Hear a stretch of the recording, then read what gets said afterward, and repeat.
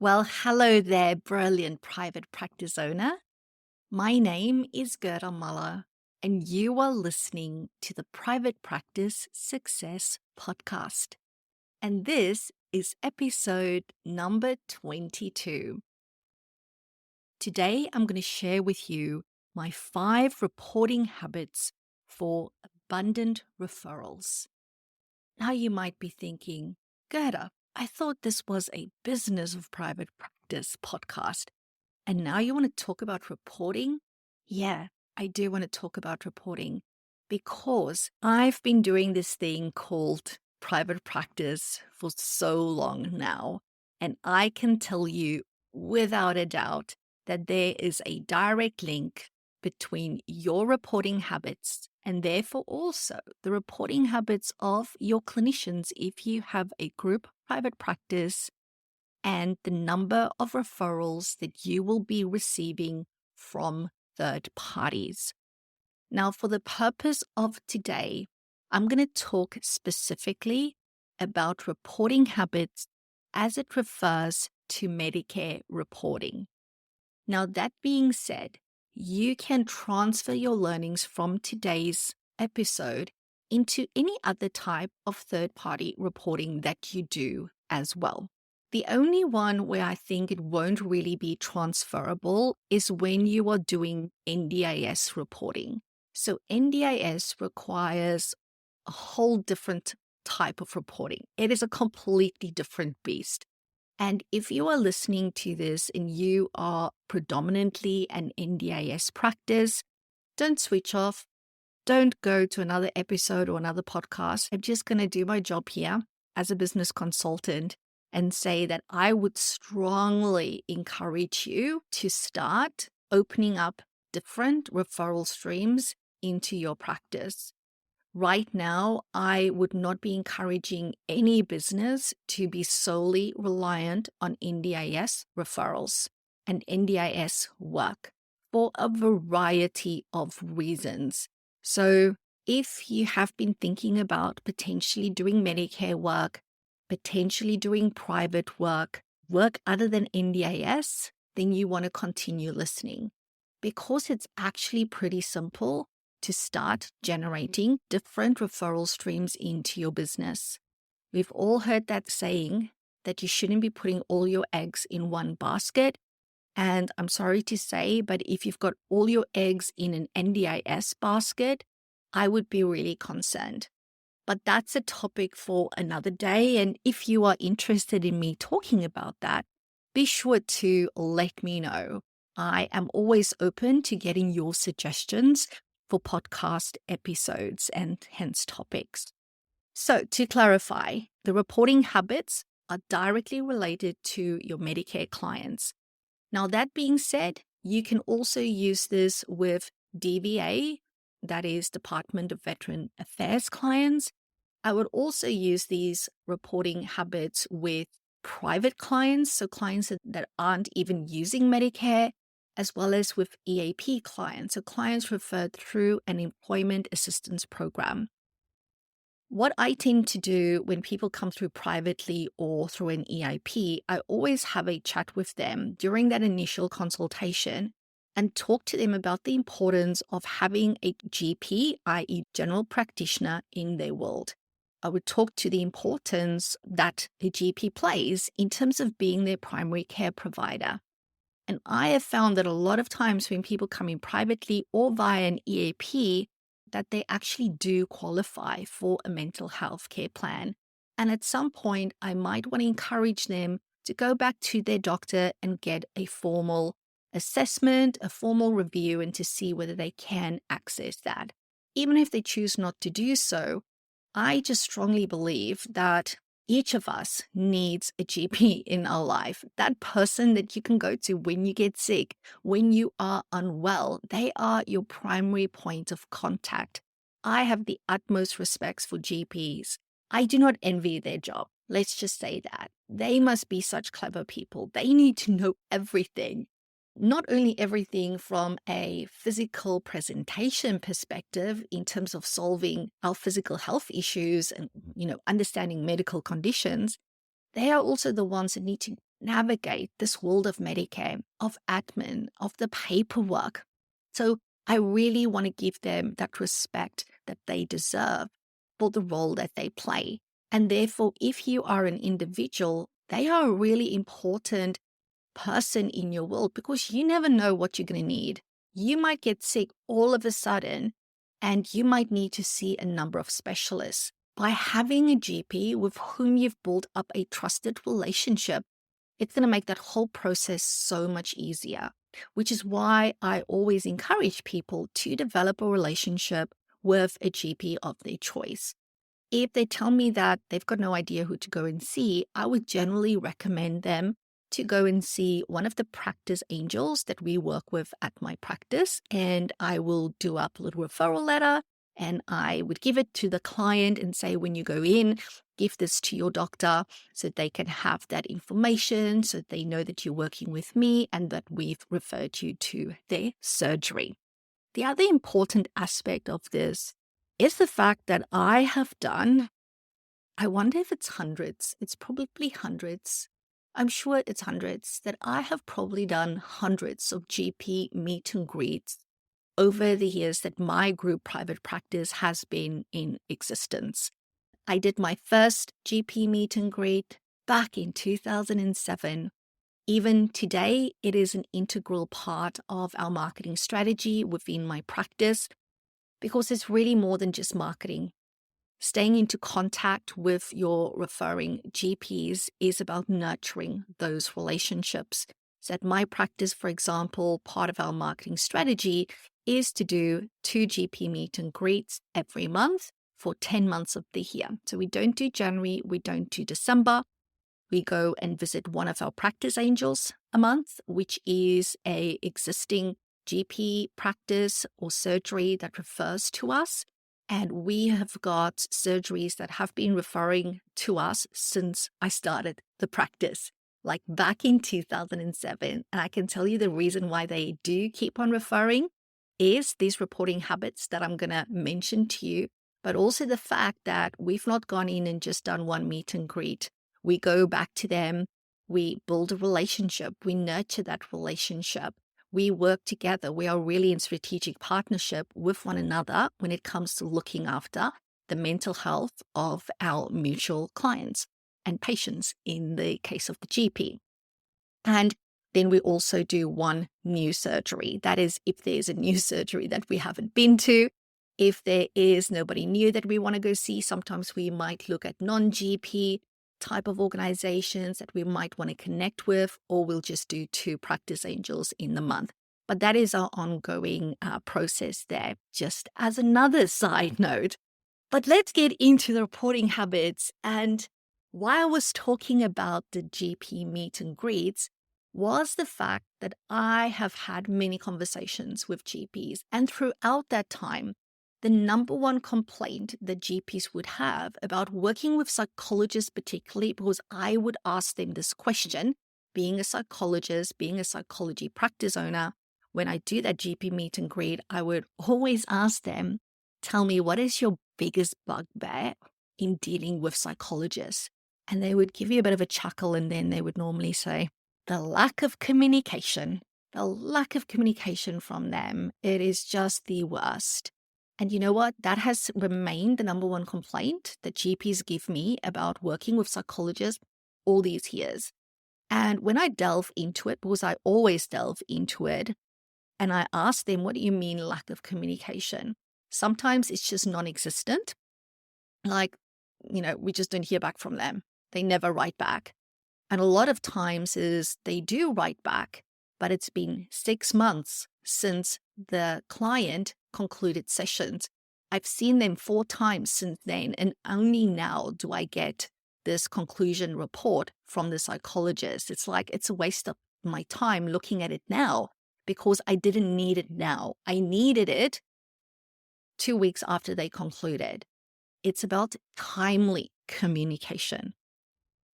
So let's look at these 5 reporting habits for abundant referrals.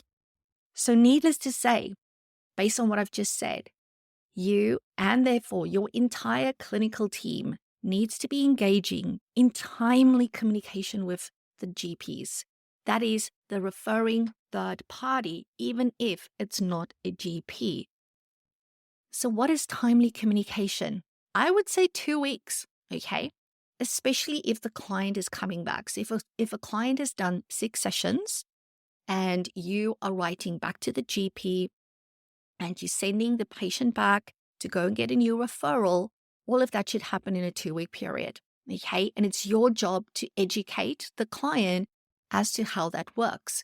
So you need to tell the client, all right, so today was our 6th session. We've just had a clinical review together here of your progress. So this is what happens next.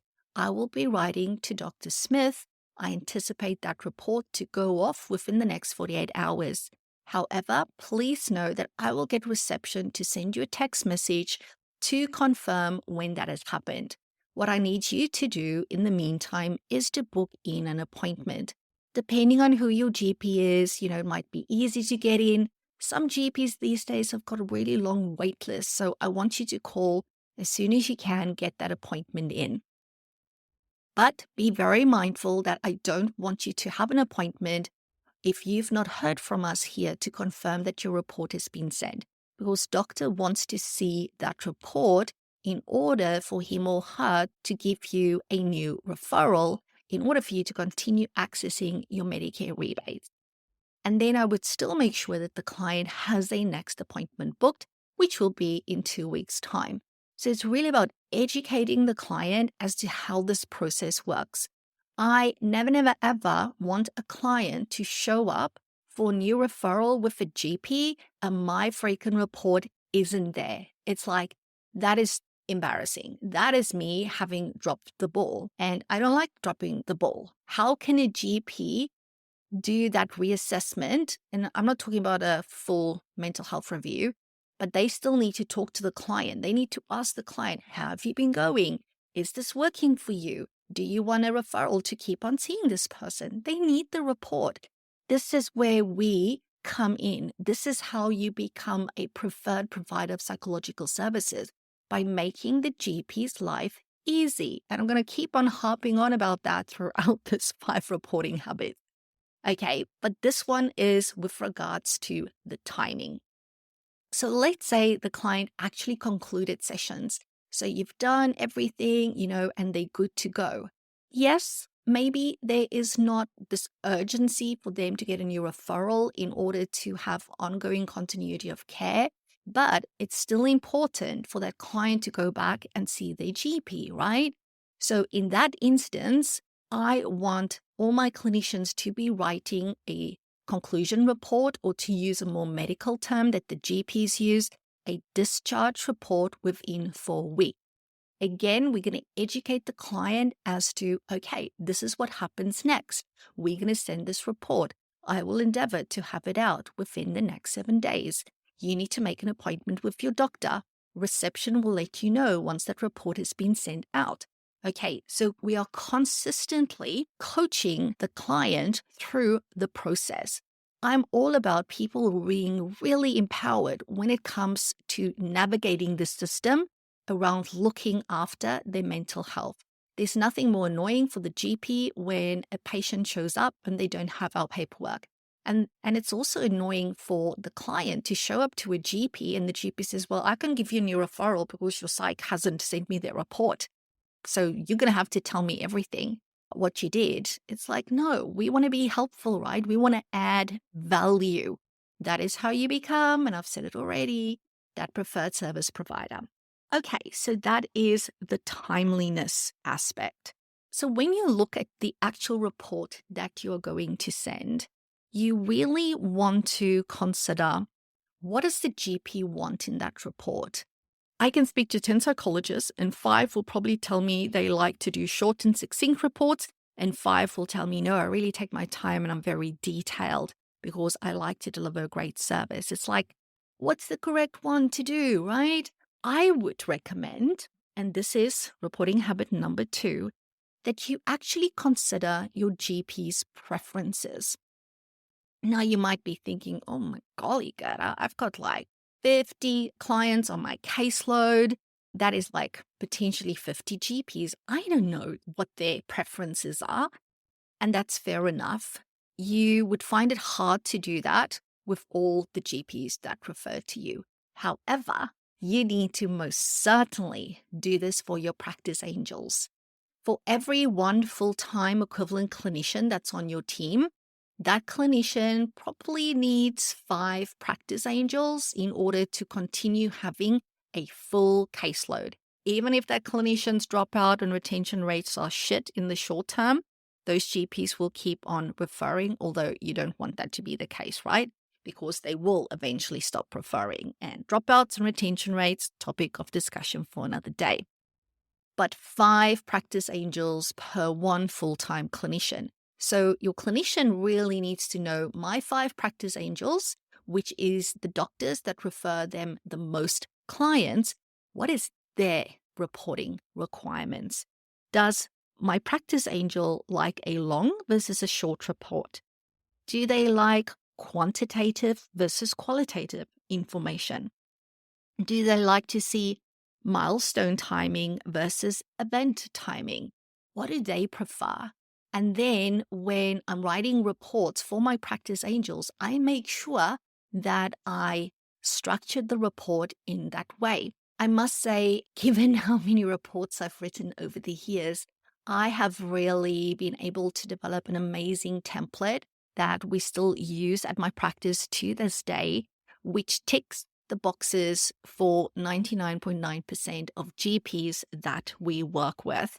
So having that template is really, really good. But over time, even if you use that template, you get to know what the preferences are of your practice angels, especially if you do GP meet and greets with your practice angels, especially if you are a very collaborative clinician where you actually pick up the freaking phone and you talk to the GPs, i.e., talk to the other people as part of the system looking after the client that you are looking after.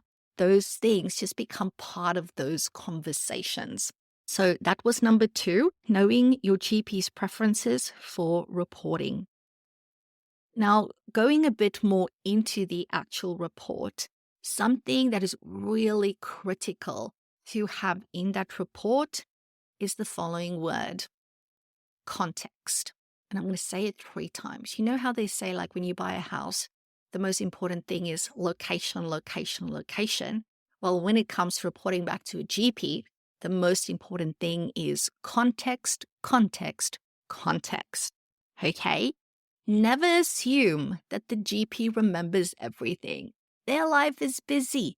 Okay? They've got lots of patients on their caseload, like probably 10 times the amount of clients that we look after, they've got patients. What I've also come to learn is that very often, if a client sees a GP in a group surgery, sometimes the GP isn't there. The GP might be on holidays, the GP might be off sick, all that type of stuff. And if they go in, they might be seen by another GP at the practice. So it's really important for you when you're writing your report to put in context. And again, this can be really short and sweet. It can be as simple as, quick side note. First and foremost, thank you so very much for listening and hence supporting this podcast. Second, if you are a group practice owner, please know that it is my mission to help you go from overwhelmed, overworked, and most probably underpaid to fully empowered and financially thriving. Helping you build a practice you can't stop smiling about is more than just a tagline in my world. It is what I do. And guess what? You can have it too. So if you know that you want more from your business, if you know that you deserve more from your business, then today is the day I invite you to reach out. In the show notes, you will find a link to a super short triage form. Pop in your details. I will personally go through your responses and will get back to you ASAP to let you know how I can help. And if I can't, I'll point you in the right direction. Don't put your dreams on the back burner any longer. The sooner you start, the sooner I can help you get there. Now back to the episode. You address it to, let's say, Dr. Smith, where you say, thank you for referring. Let's call our patient or client Mary in this instance. Thank you for referring Mary to the psych professionals as part of the Medicare Better Access Initiative. So I'm telling them who's the patient, where the patient was referred, and under what referral type. Mary has completed 5 treatment sessions on this date. Please find herewith the details of the psychological treatment provided and outcomes achieved. So now the GP knows how many sessions that person had, when the last appointment was, so how long since then, and under what referral type this was. Okay, make sure that you have context always within your reports. Still staying within the report, reporting habit number 4 is to always include a client recommendation in your report. And you do this even if the client is being discharged from your care. I guess it makes sense to do it if you've done 5 sessions under Medicare and you're going to ask for a referral for another 5. Maybe you do 6 and you ask for another 4. You must most certainly have a recommendation section that has that heading. So under that heading, I normally call it further recommendations, and I might say something to the effect of, despite the significant improvements already made, it would be premature to cease treatment at this stage. Currently, the following treatment goals still remain. And then I normally list 1 to maximum 3 treatment goals that I still want to continue working on in the next set of 4 or 5 appointments. And I'm very specific, like this is what we're going to work on, then we're going to work on this, then we're going to work on that. Because if I'm asking a GP to give a client of mine another referral, I want them to know what it's for. I'm not going to just go, I want a new referral, and you're just going to trust that I'm going to use it for what is right. No, I'm very mindful that at any point in time, me or that GP can be audited by Medicare. So I want to make sure that I've documented and I've put in writing what I'm going to be working on. That also gives the GP that peace of mind that, you know what, this patient of mine is in good hands. This psychologist has already thought about the next stage. And look, they have actually specified specific things that they're going to work on. Here's the client sitting in front of me. The client is happy with it. We are just ticking all the boxes here. And again, we are making the GP's life easy. The GP doesn't have to tell me what to do in the ongoing sessions. They just go, yeah, continue as is. Done. And as I said, that is for if I want another referral for a client. Even if the client doesn't need a referral, I will put in a further recommendation section, which might be as simple as saying that we're now concluding sessions, but I would really appreciate it if you can continue checking in with this person within another 3 to 6 months to make sure that they're still traveling along well. And if you notice anything that you feel need additional support for the patient, please feel free to let me know. Just something nice and relevant, just telling them to check in with this person in 3 months, because we know that sometimes relapse happen, even if we have done really good relapse prevention, depending, of course, on the patient. Everybody's a bit different. But my point is, tell them, what do they do now? Now that this patient of theirs have stopped therapy, what happens now? Can you see how I want to always be helpful? I want to always be adding value. I want the GP to know that when they work with me, and hence my team and hence my practice, when they work with the psych professionals, they can always expect this quality of care. And then last but not least, reporting habit number 5. And I've just alluded to that, but I'm going to be a bit more specific now. And that is where I want to tell the GP exactly what they need to do next. So yes, we have our further recommendation section, but I always include a small conclusion section.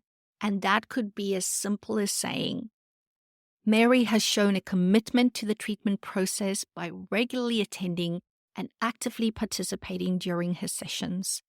Following consultation with Mary, it is recommended that she receive a new referral to access an additional 5 sessions of psychological treatment under Medicare, focusing on the issues listed under further recommendations. So in this instance, I'm telling the GP exactly what to do next. So that was, we've just spoken about further recommendations. Okay, if you agree, now next step is to do a new referral. Okay, so again, I'm making the GP's job as easy as possible. I'm telling him or her exactly what I need and hence what their patient needs. And it just speeds up the whole process. Ultimately, I see my job as making it as easy as possible for my clients to access ongoing psychological care.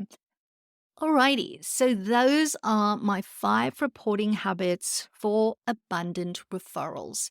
So I would strongly encourage you to consider which of these can you already say, I've got that covered. Maybe there's 4, maybe there's all 5 of them. I would encourage you to really consider which of these are you already doing and doing really well, and identify, is there maybe one that maybe you just haven't thought of, or maybe you were doing it, but somehow you've dropped the ball. It's perfectly fine. But let's say you are going, I do all of those 5 things, Gerda. Well done, me. I still need you to ask yourself, if you are a group practice owner, does your clinical team do this? And I don't want you to assume, I want you to check. Okay, we both know that assumptions, what do they say? Makes an ass out of me and you. Never assume in business. It will just come back to bite you in the ass. I want you to check.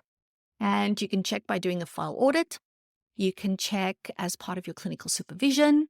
You can check as part of a performance review meeting, but you need to freaking check. Don't assume.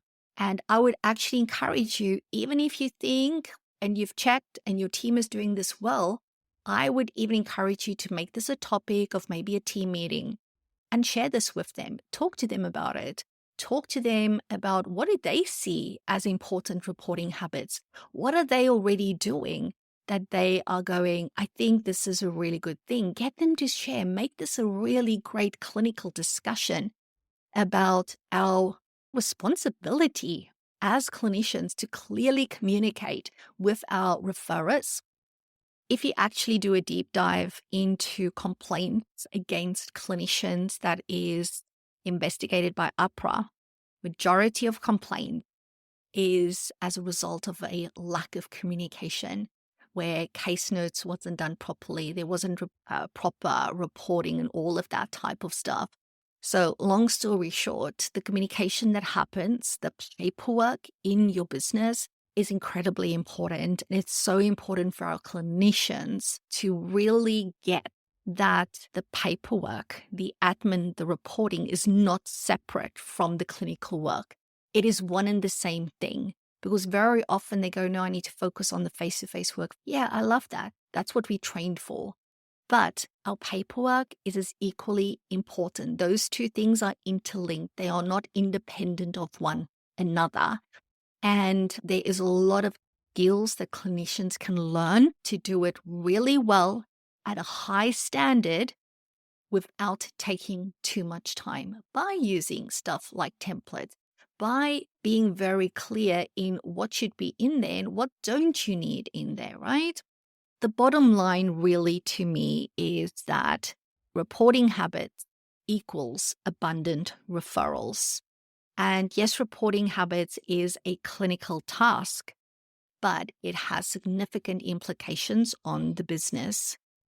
For me, in my practice, and even to this day, the work that I do at the Psych Professionals as a practice owner, and the work that I do within Private Practice Success Australia, where I do business consulting, coaching, and mentoring to other allied health practice owners just like yourself, I am always motivated to over-deliver to the exaggerated expectations of my clients and my referrers in the case of my group private practice. I don't overpromise, and I never want to underdeliver, but I want to overdeliver to their exaggerated expectations. So I would promise you getting A. They expect A, but I don't want to give them A. I want to give them A plus B plus C plus D, E, F, and all of the letters in the alphabet. That is when you overdeliver to the exaggerated expectations of the people that you work with. And because I would also love to overdeliver to the exaggerated expectations of you, my fabulous podcast listener, I'm going to make available to you for free that GP reporting template that I mentioned earlier. So this is the template we use for our adult clients specifically. You can use this template for the mid-treatment review or as a conclusion, aka discharge report. So all you need to do is to go and find the link in the show notes, download the report template. You can copy and paste it straight into your diary management software. And there you go. Just follow the prompts. It is so super easy. And take it from me, it is going to shave a lot of minutes off your report writing time. Okay, I hope that was helpful. Thank you so very much for tuning in. And as always, remember that I am here to help you build a practice you can't stop smiling about.